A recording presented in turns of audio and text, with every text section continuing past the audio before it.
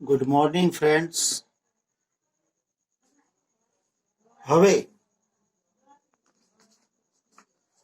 આજે આપણે તમારી જે સપ્લિમેન્ટરી રીડિંગની બુક છે,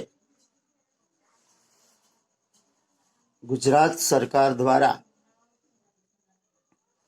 જે સપ્લિમેન્ટરી રીડિંગની એક્સ્ટ્રા બુક બહાર પાડેલી છે,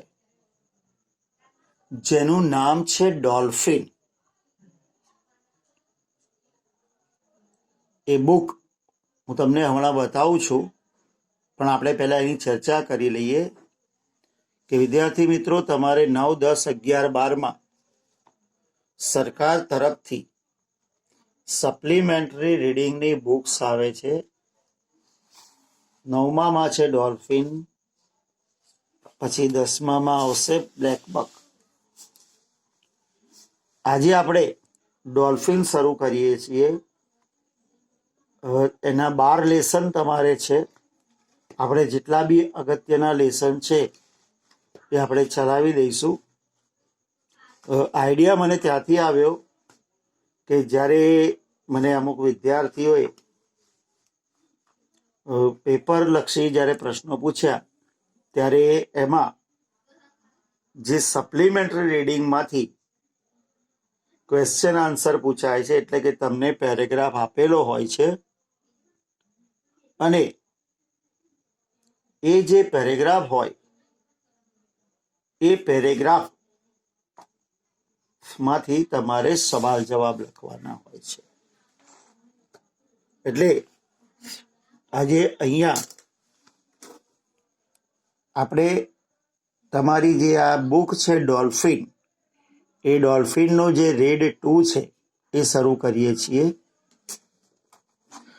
રીડ 1 એ તમારી બુકનું જે નામ છે ડોલ્ફિન, એના વિશે માહિતી આપતી જ બધી જુદી જુદી વિગતો છે. ડોલ્ફિન કેવી રીતે દોરવી એના વિશેના એકાદ જોક છે, બરોબર. એના વિશે કેટલીક હકીકતો છે, એની ઇન્ટેલિજન્સ વિશે. જોકે તમારે એ યુનિટ બહુ મહત્વનું નથી, એટલે આપણે એ યુનિટ નથી લેતા. તમારા માટે જે સ્ટોરીઝ અગત્યની છે આપણે એની ચર્ચા કરીશું. એટલે આપણે રીડ 2 થી શરૂ કરીએ છીએ. હવે રીડ 2 નું જે ટાઇટલ છે એ છે મેજિક ઓફ ટ્યુન્સ, એટલે કે ધૂનનો જાદુ. મિત્રો, ગુજરાતીમાં કદાચ તમે આ વાર્તા કાવ્ય રૂપે કે વાર્તા રૂપે વાંચી હશે, વાસળી વાળો કરીને. એ જ વાર્તા અહીંયા અંગ્રેજીમાં છે, ઓરિજિનલ. આપણે સૌ પ્રથમ આ મેજિક ઓફ ટ્યુન્સ ના જે ડિફિકલ્ટ વર્ડ્સ છે એ જોઈ લઈએ. ટાઉન એટલે નગર. બેંક ઓફ રિવર નદીનો કિનારો. ફેમસ પ્રખ્યાત, પોપ્યુલર. વેલ્થ સમૃદ્ધિ. ગ્રેડી એટલે લોભી. સેલ્ફિશ એટલે સ્વાર્થી. Town folk. હવે અહીંયા જે ટાઉન ફોકનો મતલબ બે છે, એક નગર ચર્ચા પણ થાય અને નગરજન પણ થાય, લોકો, નાગરિકો, નગરમાં વસતા. To get rid of. To get rid of નો મતલબ થાય નાથી છુટકારો મેળવવો. નેક્સ્ટ, ઓવરરન, ઉભરાઈ જવું, ફેલાઈ જવું, ઘસારો થઈ જવો. નેક્સ્ટ, પોર્ડ, ઉભરાવું, રેડાવ, બરોબર, કોઈ બી વસ્તુ ઉમેરાય વધારે પડતી એના માટે શબ્દ છે ટુ પોર, એટલે રેડવું કે ઉમેરવું. કાઉન્સિલ એટલે કમિટી, સલાહ સૂચન માટે, વહીવટ માટે જે કમિટી બનાવવામાં આવે, સમિતિ, એને કહેવાય કાઉન્સિલ. નેક્સ્ટ, ડ્રાઈવ અવે એટલે હાંકી કાઢવું. નેક્સ્ટ, થ્રેટ એટલે ધમકી રૂપ. થ્રેટ એટલે ધમકી રૂપ. નેક્સ્ટ, થ્રુ અપ, હાથ હેઠા મૂકી દેવા. નેક્સ્ટ,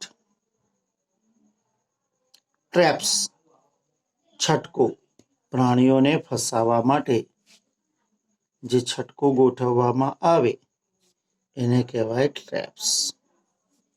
પોઈઝનડ એટલે ઝેરી. નેક્સ્ટ, કાઉન્સિલર્સ, નગરપાલિકાના સભ્યો. ફ્લૂટ, વાંસળી. એઝિફ, જાણે કે. ઈગર એટલે કે આતુર. એટ્રેક્ટ એટલે કે આકર્ષાવું અથવા તો આકર્ષણ થવું. રશિંગ આઉટ, બહાર દોડી આવવું. અમેઝમેન્ટ એટલે આશ્ચર્ય. હેઝિટેટ, ખચકાવું. ડ્રોન્ડ, ડૂબી જવું. એટેન્શન એટલે કે ધ્યાન આપવું. તો મિત્રો, હવે આ હતા તમારા વર્ડ્સ. હવે આપણે આ રીડ શરૂ કરીએ. મિત્રો, આ છે તમારી બુક ડોલ્ફિન, ધોરણ 9માં સપ્લિમેન્ટરી રીડિંગ માટે જે બુક છે એ છે ડોલ્ફિન, એનું નામ છે. અને આ પુસ્તક એક વધારાની બુક વાંચન માટે તમને આપેલી છે. અહીંયા આ તમે જોઈ શકો છો, તમારું પહેલું યુનિટ છે ડોલ્ફિન. Dear dolphin. અહીંયા કેવી રીતે ડોલ્ફિન દોરવી એ આપેલું છે. અહીંયા ડોલ્ફિનની ફેક્ટ છે.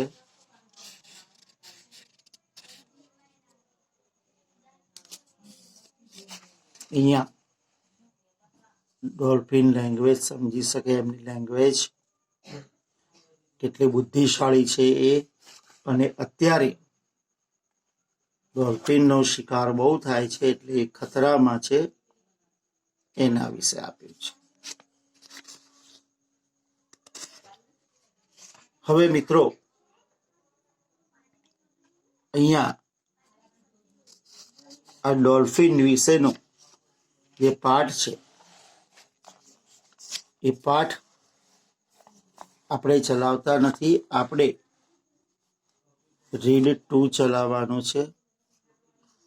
અને આઈ થિંક કે આ ચિત્ર જોઈને તમને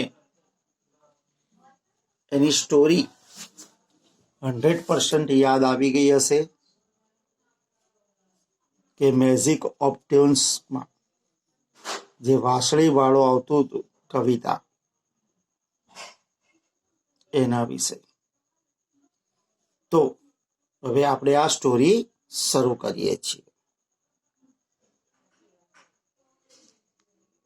લોંગ લોંગ એગો એટલે કે બહુ જ પહેલા there was a small town in Germany. જર્મનીમાં એક નાનકડું નગર હતું કોલ્ડ હેમેલિન. હેમેલિન નામનું. It stood on the banks of the river Weser. એ વિશર નદીના કિનારે આવેલું હતું. The town was famous for its wealth. Wealth એટલે સમૃદ્ધિ. આ નગર એની સમૃદ્ધિ માટે પ્રખ્યાત હતું. બટ પરંતુ the people of the town were very greedy. પણ આ જે નગરના લોકો હતા એ બહુ જ લોભી હતા. and cared for no one. અને કોઈની પરવા કરતા નહોતા but themselves. પણ એમની પોતાની જ. they became more selfish. એટલે કે બહુ જ સ્વાર્થી બની ગયા હતા. ઇન ફેક્ટ હકીકતમાં town folks, the people of town, નગરજનો became so greedy that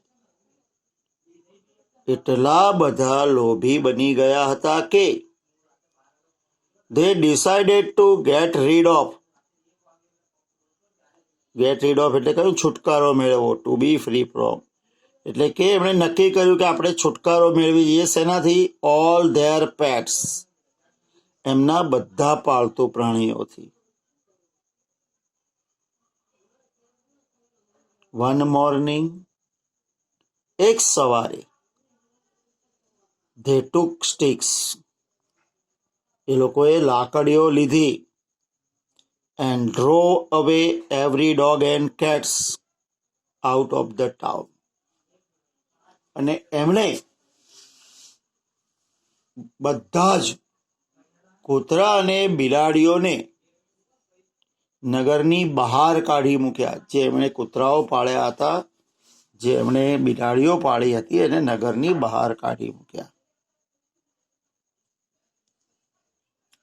soon, બન્યું શું? પછી તરત the town was overrun. આખું નગર ઉભરાવા લાગ્યું. ઉભરાવું એટલે સ્પ્રેડ ઓવર, ફેલાઈ જવું અથવા તો ઓક્યુપાઈડ, ભરાઈ જવું. બાય રેટ્સ, ઉંદરોથી. હવે બિલાડી અને કૂતરા કોઈ હતા નહીં. ધીરે ધીરે ઉંદરો વધવા લાગ્યા. because there were no dogs and cats in the town. કારણ કે નગરમાં બિલાડીઓ કે કૂતરા તો હતા નહીં ટુ કેચ એન્ડ કિલ ધેમ, કે જે એમને પકડી અને મારી નાખે. હવે ઉંદરોને પકડવા માટે જે બિલાડી અને કૂતરા રાખ્યા હતા એ તો કંઈ હતા નહીં. એટલે પરિણામ શું આવ્યું? 1000 and 1000 of rat poured into the town. હજારો ઉંદરો નગરમાં ઉભરાવા લાગ્યા. In search of food. In search of એટલે ની શોધમાં. શેની શોધમાં? ખોરાકની શોધમાં. એટલે હવે ઉંદરો ખોરાકની શોધમાં નગરમાં આવવા જ લાગ્યા અને નગર ભરાવા લાગ્યું ઉંદરોથી. તે entered a shop and store houses. એ દુકાનોમાં, સંગ્રહાલયોમાં, એટલે કે સ્ટોર હાઉસ, ગોડાઉનોમાં પ્રવેશી ગયા. And started eating everything in sight. અને જે જોવામાં આવે બધું જ ખાઈ જવા લાગ્યા. દરેકે દરેક ઘરમાં ઘૂસી જાય, દરેક દુકાનોમાં, ગોડાઉનોમાં, જ્યાંથી જે ખાવાનું મળે, જે દેખાય એ બધું ખાવા લાગ્યા.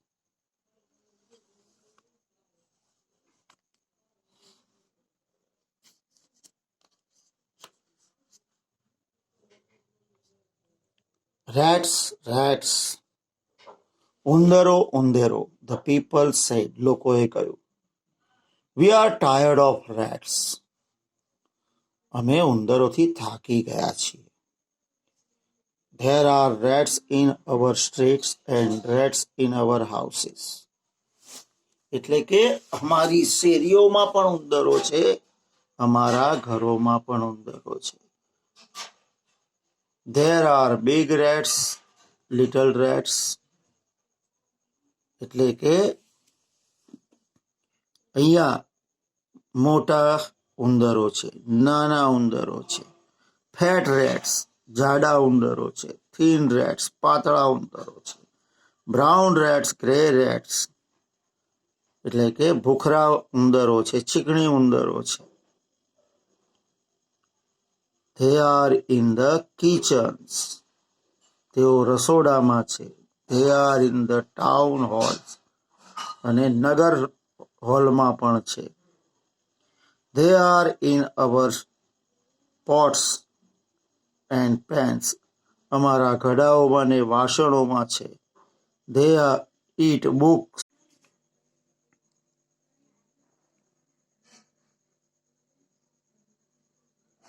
They eat books and papers, એ ચોપડીઓ પણ ખાઈ જાય છે અને કાગળો પણ ખાઈ જાય છે.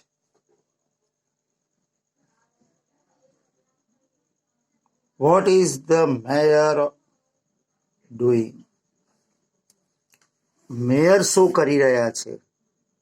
મેયરનો મતલબ શું થાય? નગરપતિ, એટલે કે આખું જે સિટી હોય, બરોબર, એના જે પ્રથમ નાગરિક કહેવાય એને કહેવાય મેયર.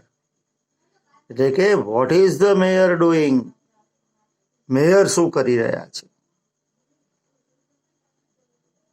ધે ડિમાન્ડેડ, એ લોકોએ માંગ કરી. What is the council, council એટલે સમિતિ, સલાહ માટે જે સમિતિ હોય એને શું કહેવાય? કાઉન્સિલ જે છે એ સમિતિ છે, સલાહ આપવા માટે. નગરમાં જે કોર્પોરેટર હોય એમાંથી સમિતિ બને. Group of person appointed chosen to given advice to make rules, એટલે કે જે સલાહ આપવા માટે પસંદ કરેલા વ્યક્તિઓ કે જે નિયમો બનાવે એને કાઉન્સિલ કહેવાય. એટલે કે વોટ ઇઝ કાઉન્સિલ ડુઈંગ, સમિતિઓ શું કરી રહી છે? They must do something to drive અવે ધીસ રેટ્સ, આ ઉંદરોને કાઢી નાખવા માટે એમણે કંઈક કરવું જ જોઈએ. ધે આર અ થ્રેટ, એ ધમકીરૂપ છે. But the council does nothing, પણ આ સમિતિ કંઈ કરી રહી નથી. They went to the mayor, એટલે કે તેઓ મેયર પાસે ગયા. The mayor through up his hands, through up his hand એટલે હાથ હેઠા કરી દેવા, મીન્સ કે હાથ અદ્ધર કરી દઈએ ને આપણે. એસ્કેપ્ડ ફ્રોમ ધ રિસ્પોન્સિબિલિટી, જવાબદારીથી દૂર ભાગવું. એટલે મેયરે તો હાથ અદ્ધર કરી દીધા કે ભાઈ હું કંઈ કરી શકીશ નહીં. વોટ કેન વી ડુ, આપણે શું કરી શકીએ? ગુડ પીપલ, સારા લોકો. The mayor said helplessly, helplessly લાચાર બનીને મેયરે કહ્યું. We have sent four dogs and cats, આપણે કૂતરાઓ અને બિલાડીઓ મોકલી છે. We have set 100 of traps, આપણે સેકન્ડો છટકાઓ પણ મોકલ્યા છે. We put poisoned food in the street, આપણે ઝેરી ખોરાક પણ શેરીમાં મૂક્યો છે. But the rats bite the dogs, they kill the cats, પણ ઉંદરો એવા છે કે તો કૂતરાઓને કરડી જાય છે, બિલાડીઓને મારી નાખે છે. They take the food from the traps, અને છટકામાંથી ખોરાક બી લઈ જાય છે. The town council called an urgent meeting. હવે સમિતિએ એક તાત્કાલિક મીટિંગ બોલાવી. Many ways of killing the rats were tried out. ઘણા બધા રસ્તેથી ઉંદરોને મારવાનો પ્રયત્નો કરી જોયા. But even the strongest poison did not harm them. પણ સૌથી ઝેરી જે ઝેર હતું એ પણ એમનું કશું બગાડી શક્યું નહીં. When the councils were discussing the problem, હવે આ સમસ્યાની જ્યારે કાઉન્સિલ ચર્ચા કરી રહ્યું હતું, there was a knock at the door. દરવાજે પર કોઈએ ખખડાવ્યું. Who is it? કોણ છે? Come in, અંદર આવો, said the mayor. મેયરે કહ્યું. A young stranger came in. એક વિચિત્ર યુવાન અંદર આવ્યો. He was dressed in a colorful clothes. એને રંગબેરંગી વસ્ત્રો પહેર્યા હતા. He carried a flute. એણે વાંસળી લઈને આવ્યો હતો. How strange he looks. કેટલો વિચિત્ર એ લાગે છે. His coat is half green and half yellow. એનો કોટ અડધો લીલો અને અડધો પીળો છે. Look at the flute he is carrying. એ જે વાંસળી લઈને આવ્યો છે એ જુઓ. His finger move to it. એની આંગળીઓ એના પર ફરી રહી છે, જાણે કે as if he were eager to play on it. જાણે કે એને વગાડવા માટે બહુ જ આતુર છે. said a counselor. ઓલા જે કોર્પોરેટર હતા, નગરના સભ્યો, એમણે કહ્યું. The young man stepped forward. યુવાન આગળ વધ્યો. He said, એણે કહ્યું, I will clear your town of rats. હું તમારા નગરને ઉંદરોથી સાફ કરી નાખીશ. મીન્સ કે ઉંદરો નગરમાંથી સાફ કરી નાખીશ. The music of my flute can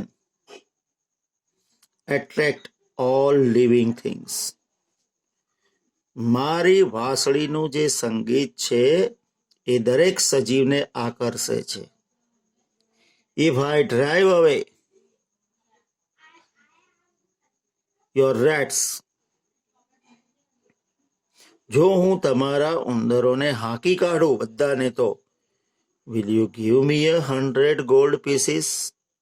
શું તમે મને 100 સોનાના ટુકડાઓ એટલે કે 100 સોના મોરો આપશો? 100, 100. We will give you 1000. અમે તને 1000 આપીશું. But we will pay you. પણ અમે તને ચૂકવીશું ત્યારે જ. Only after the rats have gone. જ્યારે ઉંદરો બધા જતા રહેશે. said the mayor. મેયરે આવું કહ્યું.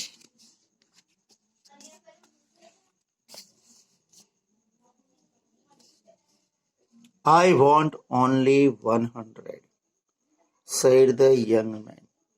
યુવાને કહ્યું કે ભાઈ મારે તો માત્ર 100 જ જોઈએ છે.